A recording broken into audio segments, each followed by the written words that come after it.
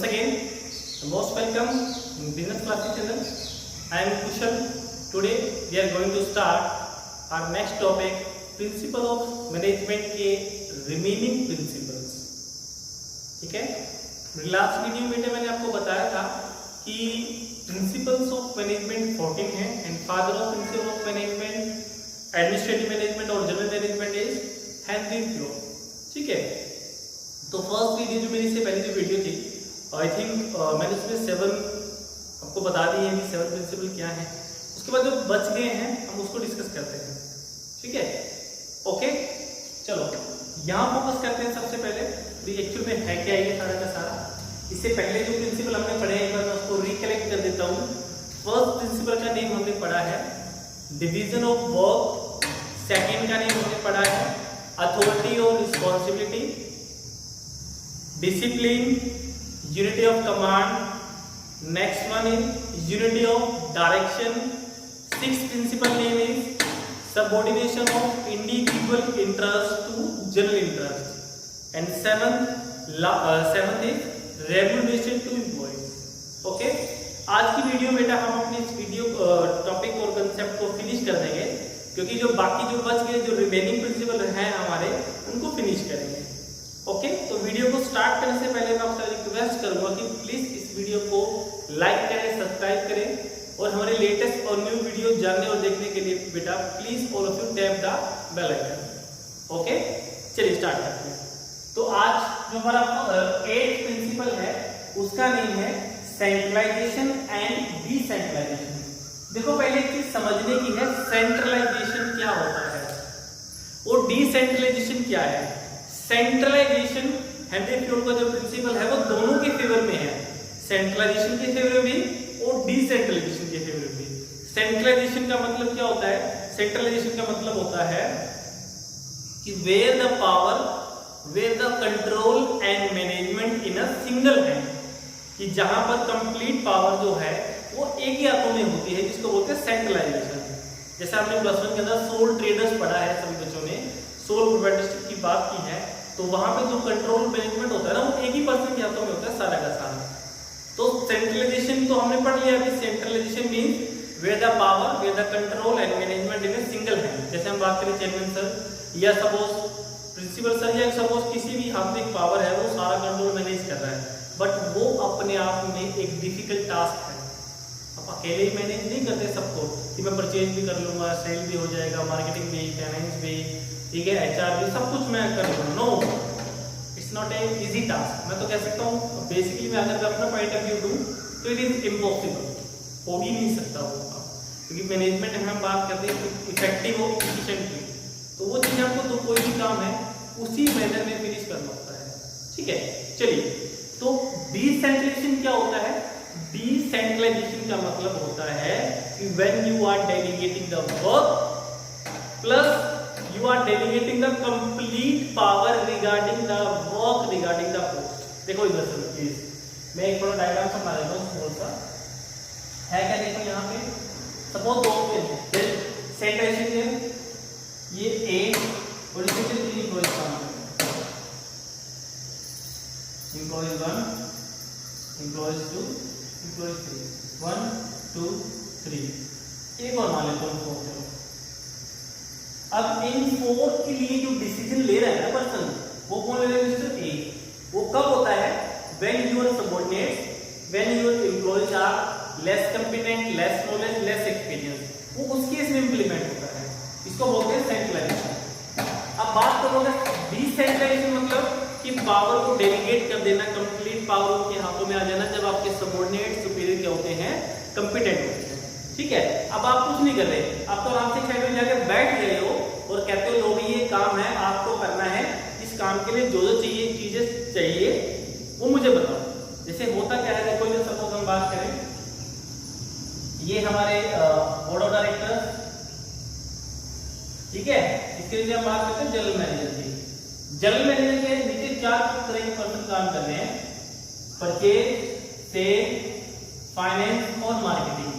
ठीक है भाई, बोर्ड ऑफ डायरेक्टर्स या शेयर होल्डर्स से पावर मिली जनरल मैनेजर को किसी भी काम को करने के लिए। जनरल मैनेजर ने उस पावर को क्या कर दिया? डिसेंट्रलाइजेशन कर दिया। परचेज वाले को परचेज की पावर दी सेल वाले को, सेल की पावर दे दी मार्केटिंग वाले को, मार्केटिंग एडमिन वाले को, एडमिन फाइनेंस वाले को फाइनेंस की पावर। क्योंकि अगर किसी पर्सन के पास उस पोस्ट से रिगार्डिंग पावर ही नहीं होगी तो वो काम कैसे करेगा, उसके सबऑर्डिनेट्स की मानेंगे ही नहीं, ठीक है ना। यस और नो। अब एक स्कूल में अगर प्रिंसिपल सर है, उसके पास प्रिंसिपल की पावर ही नहीं है, वो पोस्ट पे नहीं बैठते, चेयर पे नहीं बैठते, और नाम के प्रिंसिपल है, तो कौन मानेगा, कोई नहीं मानेगा, ठीक है। तो यही चीज हम यहाँ बात कर रहे हैं। लेकिन हेनरी फ्यूल, मैंने कहा ना, वो बैलेंस अप्रोच है।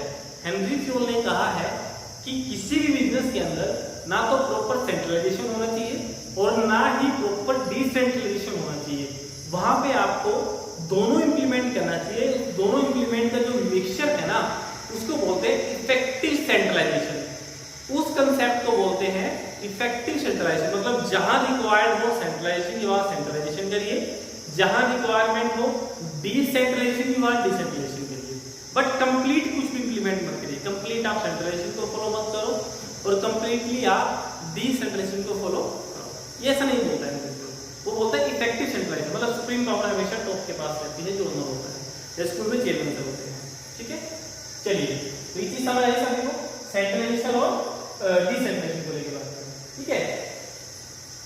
उसके बाद जो नेक्स्ट जो टॉपिक है वो हमारा बहुत इंपॉर्टेंट और इंटरेस्टिंग टॉपिक है बेटा, देखो, जिसका नाम है स्केलर चेन। मैंने काफी कुछ लिखा हुआ है इसके बारे में। स्केलर चेन होती क्या है, व्हाट इज द मीनिंग, क्या फ्यूल ओपिनियन है, क्या फ्यूल लैडर है, यूटिलिटी क्या है इसकी, और the most important gang plank. Gang GANG plank, ये है क्या। सबसे पहले आपको समझ में आना चाहिए बेटा कि स्केलर चेन क्या होता है। देखो मैं एक चीज क्लियर कर दूं, स्केलर चेन मैंने क्या बताया था, देखो ये हमारा एक तरह से क्या है, आपने सभी ने लेवल्स ऑफ मैनेजमेंट पढ़ा होगा, वहां पे हमने लेवल्स की बात की थी, टॉप, मिड, लो, प्लेटफॉर्म, एरिया। जब हम बात करते हैं मैनेजरियल लेवल्स को लेकर, दो तरह के हैं, मैनेजरियल और नॉन मैनेजरियल, ठीक है। तो उसी चीज को लेकर यहाँ पे थोड़ा हाईलाइट कर रहा हूँ, स्केलर चेन क्या है। सबसे पहले मीनिंग बड़ा सिंपल सा, स्केलर चेन का मीनिंग है फॉर्मल लाइन। स्केलर चेन बेटा क्या है, एक फॉर्मल लाइन है जिसके अंदर ऑर्डर इंस्ट्रक्शन जो है मूव करती है top to bottom, okay. Order instructions, कोई भी इंफॉर्मेशन है जो इवन अपने जो बेसिकली ये क्या है, ये टॉप है, ये मिड है, ये लो है, इसको ऐसे समझ लेते हैं। ऑर्डर इंस्ट्रक्शंस, ठीक है ना, ये कैसे मूव करते हैं टॉप टू बॉटम। और कोई भी कंप्लेंट होगी, कोई भी कंप्लेंट, कोई भी सजेशन, ग्रीवेंसेस वगैरह वो मूव करेंगे bottom to top. You can say highest to lowest and lowest to highest. उस हाईएस्ट टू लोएस्ट और lowest to highest formal chain को हम क्या, फॉर्मल लाइन को हम क्या बोलते हैं, स्केलर चेन। इसका मीनिंग है, ठीक है। Formal line of order, those are moving from highest to lowest, top to bottom, ठीक है, इसको बोलते हैं स्केलर चेन, ठीक है भाई। मेरी बात समझ आ रही है सभी को, ठीक है। इसको ऐसे में, ये टॉप है, ये मिड है, ये लो है, ठीक है। उसके बाद हम बात करते हैं फ्यूल ओपिनियन की। फ्यूल का ओपिनियन क्या है, देखो फ्यूल का ओपिनियन ये कहता है बेटा कि किसी भी बिजनेस के अंदर ना आपको हमेशा you have to be, you should follow the that type of line, that type of formal communication. नहीं तो क्या होगा, जो लोअर लेवल का पर्सन है जिसका काम प्लेटफॉर्म एरिया पे है, वो डायरेक्टली आगे शेयर होल्डर के पास चला जाएगा और अपनी अपनी बातें सुनने लग जाएगी, सर मुझे ये दिक्कत है, सर मुझे वो दिक्कत है, सर ये हो गया, वो हो गया। Formal chain line of communication क्या कहता है, जैसे फॉर्मल यहाँ मैं बात करूँ, ठीक है ना, ये आगे मैं बताऊंगा फ्यूल लेडर के अंदर आपको, लेडर मतलब सीढ़ी, कोई मुश्किल नहीं है, बहुत आसान सा है। मैंने थोड़ा सा इसको एलिबरेट मतलब एक्सप्लेन कर दिया कि होता क्या है फ्यूल चेन, स्केलर चेन के अंदर। पहले मीनिंग पढ़ा हमने, मीनिंग क्या है, फॉर्मल लाइन, ठीक है ना। मीनिंग मैंने क्या है कि scalar chain is a formal line of communication जिसके अंदर ऑर्डर इंस्ट्रक्शन मूव करेंगे टॉप टू बॉटम, और कोई भी कंप्लेंट्स, ग्रीवेंसेस वगैरह है वो कैसे मूव करती है bottom to top, highest to lowest, lowest to highest, ये चीज याद रखना। और मैंने बताया कि फ्यूल ओपिनियन क्या है। फ्यूल का एक ओपिनियन है, अपना एक ओपिनियन है कि किसी बिजनेस के अंदर बेटा you have to implement this line. अगर आप चाहते हो कि आपका जो कम्युनिकेशन है वो इफेक्टिव रहे, र्यूमर्स ना हो। सबसे बड़ी बात होती है र्यूमर्स की। र्यूमर्स क्या होता है, सपोज मैंने किसी पर्सन के बारे में कुछ कह दिया, आगे उसने कुछ और कह दिया, आगे कुछ और कह दिया, आगे कुछ और, बदले में बातें ही पता नहीं क्या क्या बन जाती हैं, वो र्यूमर्स होते हैं, अफवाहें जिसको कहते हैं, ठीक है। तो उसके बाद आती है फ्यूल लैडर्स। देखो लैडर मतलब होता है सीढ़ी, ये भी एक तरह की सीढ़ी है, ये मूव कैसे करती है। फ्यूल लैडर में हम बात करेंगे, देखो सपोज जो डी है इसको जी से कम्युनिकेट करना है, बी को जी से कम्युनिकेट करना है, तो ये क्या करेंगे, बी पहले मूव करेगा, बात करेगा अपनी सी को, सी आगे बोलेगा फिर बी को फॉर्मली, और ये बात जाएगी ए के पास, ठीक है, ए के पास चलेगी, फिर आगे क्या आएगा, ऐसे कैसे बात है, ए आगे किसको बोलेगा, ई को, ई आगे किसको बोलेगा, एफ, एफ आगे वो बात किसको करेगा, जी, ठीक है। तो ये बात जो है वो फॉर्मली चेन ऑफ कम्युनिकेशन से एक अपना प्रोसेस से एक पर्सन के पास चले जाएगी, ना कि वो डायरेक्ट कम्युनिकेट करें। डायरेक्ट कम्युनिकेट करेंगे तो इसका मतलब क्या होगा, वो काम नहीं करेंगे, गॉसिपिंग में बिजी हो जाएंगे, इधर उधर की बातें करेंगे, ठीक है, यस और नो, ये फ्यूल लेटर है। ऐसे ही अगर जी को बात करनी है डी से, तो सेम जी आगे एफ को कम्युनिकेट करेगा, एफ ई को कम्युनिकेट करेगा, ई जो ए को कम्युनिकेट करेगा, ई ए जो है उसमें हेड है, ठीक है ना, उसके बाद फिर वो बी के पास आएगा, फिर सी के पास, फिर डी के पास, ये है हमारा फ्यूल लेटर, ठीक है भाई। उसके बाद हम बात करते हैं इसकी यूटिलिटी। तो यूटिलिटी क्या है, देखो यूटिलिटी के बारे में यहां लिखा हुआ है, यूटिलिटी का मतलब उपयोगिता, इसका बेनिफिट क्या है, ऐसा करने का बेनिफिट क्या है। सबसे बड़ा बेनिफिट क्या है कि more clear system of authority and communication. आपके बिजनेस का कम्युनिकेशन जो बहुत ही इंपॉर्टेंट एलिमेंट है किसी बिजनेस के लिए, वो क्लियर कट है, क्लियर कट है बेटा। देखो होता क्या है, सपोज अगर कोई बच्चा स्कूल से लीव लेता है तो सबसे पहले प्रोसीजर क्या है, आप एक एप्लीकेशन लिखिए, एप्लीकेशन लिखने के बाद आप क्लास इंचार्ज के पास जाइए, क्लास इंचार्ज उसको पढ़ेगा, साइन करेगा, साइन होने के बाद वो जाएगी कोऑर्डिनेटर सर के पास, जो सीनियर कोऑर्डिनेटर सर होते हैं, वो उनको पढ़ेंगे, साइन करेंगे, उसके बाद हो जाएगी पी ऑफिस में, पी ऑफिस में हम स्टैंप लगाएगी, स्टैंप लगाने के बाद वो प्रिंसिपल सर के पास जाएगी, प्रिंसिपल सर के पास जाने के बाद वो पढ़ने के बाद देखते हैं इस क्लास इंचार्ज ने भी साइन किया हुआ है, कोऑर्डिनेटर सर ने भी किया हुआ है, उसके बाद कोई प्रॉब्लम जेन्युइन है तो वो सिग्नेचर करेंगे, तब जाके वो लीव जो है वो सैंक्शन हो जाती है। This is a part of formal chain of communication of authority also. यहाँ पे सबको कंफ्यूजन नहीं होगा, कौन किसका हेड है, कौन किसका, सबको पता है। Everything should be clear cut, well defined कि who is your superior and who is your subordinate. तो यूटिलिटी का मतलब है कि more clear system of authority and communication, more clear system of authority and communication, ये इसकी utility, इसकी उपयोगिता है, ठीक है। लेकिन अब बात आती है इमरजेंसी की, कि भैया अगर सपोज किसी को इमरजेंसी हो जाए तब क्या होगा, तब आप ऐसे करोगे, तो फिर बात ही अलग है।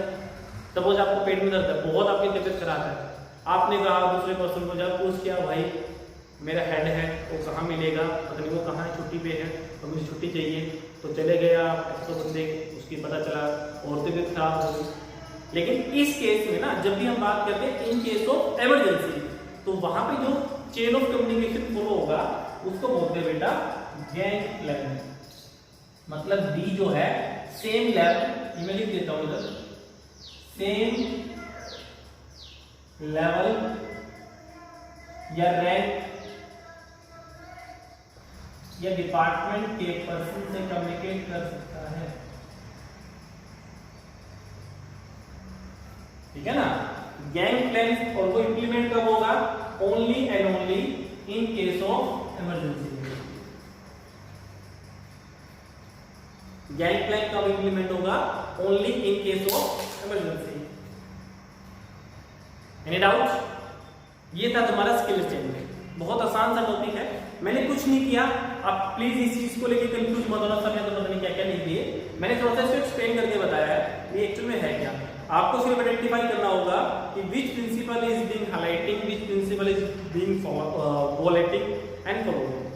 जनरली इसके बारे में आता है गैंग प्लान को लेकर। गैंग प्लान क्या है, गैंग प्लान का मतलब क्या है कि in case of emergency, only in case of emergency, same level लिखा, same level, same rank, department, person, employees, they can communicate. जैसे इस केस में डी जो है वो डायरेक्टली किससे कम्युनिकेट कर रहा है, जी से, या फिर हम बात करें जो ये आपस में कम्युनिकेट कर रहे हैं इन केस ऑफ इमरजेंसी। ये है हमारा स्किल, ठीक है। उसके बाद आती है बात ऑर्डर को लेकर। देखो ऑर्डर यहाँ पे जो वर्ड है जनरली बच्चे इसको आदेश मानते हैं। जनरली बच्चे क्या मानते हैं इसको? आदेश। बेटा ये आदेश नहीं है, ऑर्डर पर यहाँ पे इसका मतलब है सीक्वेंस।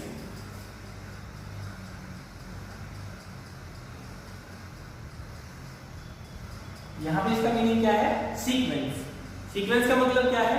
यहाँ पे हम बात करते हैं रिसोर्स को से एक स्टैंडर्ड फॉर्म में उसको ऑर्गेनाइज करने की। दो तरह के रिसोर्स हैं हमारे बेसिकली, हम बात करें अगर, एक तो है फिजिकल रिसोर्स, एक है हमारा मटेरियल रिसोर्स। फिजिकल रिसोर्स के अंदर हम बात करते हैं लेबर को लेकर, ठीक है, और मटेरियल मतलब हमारा जो रॉ मटेरियल है उसको लेकर बात करते हैं। तो बेसिकली अगर मैं बात करूं ना भी सर ऑर्डर होता क्या है, ऑर्डर प्रिंसिपल का मीनिंग क्या है, तो सिर्फ आपको एक लाइन समझने की जरूरत है, आपको समझ में आ जाएगा कि है क्या। उस एक लाइन का मीनिंग क्या है कि ईच पर्सन या sorry right person should be right post and right things should be right place. Right person should be right post and right things should be right place. ये कहना किसका है भाई? ऑर्डर का। यहाँ उसको आदेश नहीं देना। कहने का मतलब क्या है कि मैनेजर को मैनेजर की पोस्ट पे होना चाहिए। एक पर्सन जो मैनेजर का काम जानता है, उसको मैनेज करना आता है, अपने फील्ड की उसको प्रॉपर नॉलेज है, तो उसको उसकी पोस्ट पे होना चाहिए। ऐसा नहीं कि वो लोअर लेवल पे काम कर रहा है। ऐसे ही बेटा मैं बात करूंगा जो मैंने सेकंड वर्ड यूज किया है मटेरियल रिसोर्स का, उसका भी अपना प्रॉपर एक एप्रोप्रिएट प्लेस होना चाहिए। जैसे हमने पढ़ा था उधर फटीग स्टडी के अंदर, मैथ्स स्टडी के अंदर, फटीग में हमने पढ़ा था, मोशन सर्जन में पढ़ी थी कि हम हरकतें करते हैं नेसेसरी, वो सारी चीजें हैं। तो मटेरियल रिसोर्स के अंदर भी हमको कि जो रॉ मटेरियल है ना उसका भी एक प्रॉपर प्लेस होना चाहिए। यही नहीं पता कि सपोज आपके जो स्क्रू ड्राइवर कहाँ है, इवन आपने ऑयलिंग की थी वो कहाँ गियर दिया, उसका सब कुछ एक प्रॉपर होना चाहिए। तभी मैंने एक वर्ड यूज किया है कि right person should be right post and right thing should be right place. Okay, उसके बाद आती है इक्विटी। इक्विटी के अंदर हम बात करते हैं बेटा, जो इक्विटी जो प्रिंसिपल है ना इसके बारे में पढ़ेंगे। नो पार्शियलिटी या नो डिस्क्रिमिनेशन।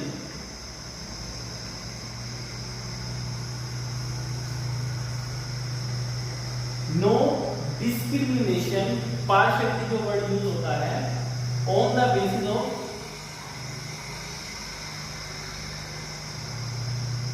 कास्ट,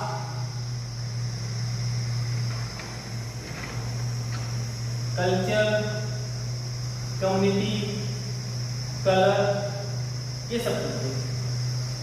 कहने का मतलब क्या है, एमडीसी ने क्या कहा है इस प्रिंसिपल के अंदर, इक्विटी के अंदर, भी किसी भी पर्सन को ना बिजनेस के अंदर उसके रंग, भेद, जाति, धर्म, इस बेस पर उसकी पार्शियलिटी मतलब मतभेद नहीं रहना चाहिए।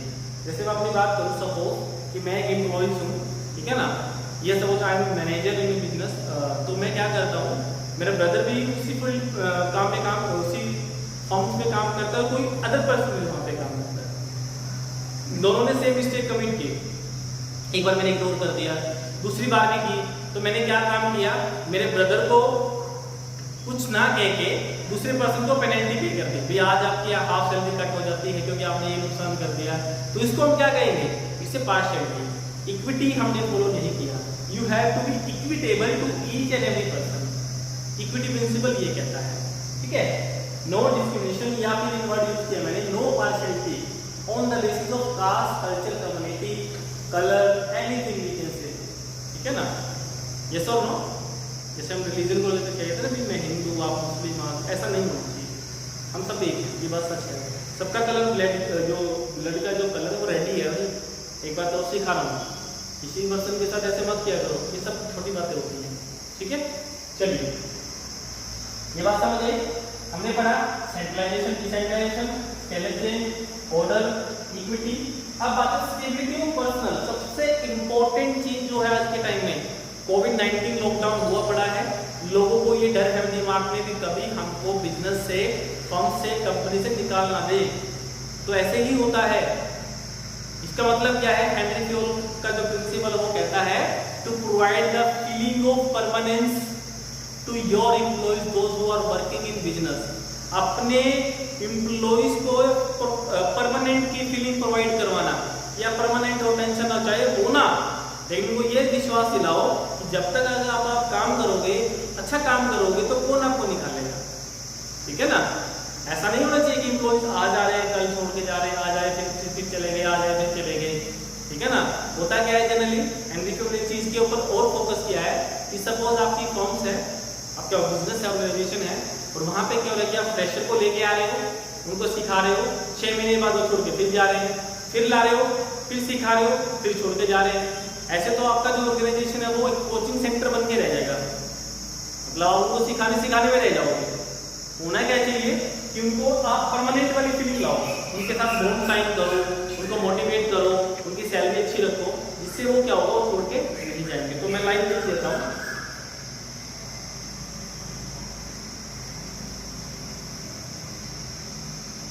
Feeling of permanence.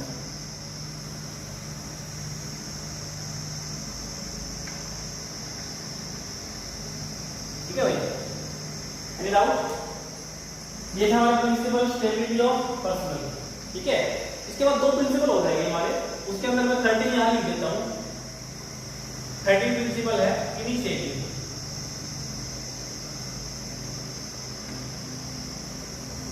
और 14 है spirit de corps. Spirit de corps 13 principle का मीनिंग है, the name of principle is initiative, और 14 last principle spirit de cross.